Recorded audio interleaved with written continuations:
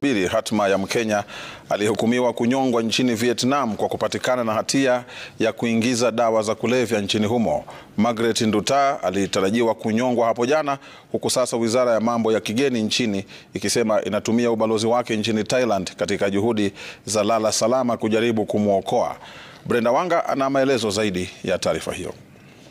Miezi iligeuka wiki na wiki ikawa siku, na sasa zimesalia saa chache tu kwa Margaret Nduta mwenye umri wa miaka 37 kujua hatima yake. Huenda mama huyo wa mtoto mmoja kasalia na saa chache kabla ya kifo chake iwapo juhudi za lala salama za serikali ya Kenya za kujaribu kumwokoa hazitafua dafu. Nduta alikamatwa mwaka 2023 katika uwanja wa ndege wa Ho Chi Minh nchini Vietnam akidaiwa kuwa mlanguzi wa kilo 2 za dawa za aina ya cocaine.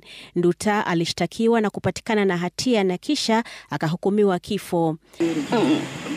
Hatima yake inaendelea kuzua hisia hapa nchini, huku serikali ikiendelea kujaribu kuzungumza na serikali ya Vietnam kusitisha uamuzi huo na kumsafirisha hadi Kenya. Wizara ya Masuala ya Kigeni kupitia kwa katibu wake Korir Sing'oei inasisitiza kwamba inaweka kila juhudi kuzuia hukumu hiyo ya kifo kutekelezwa.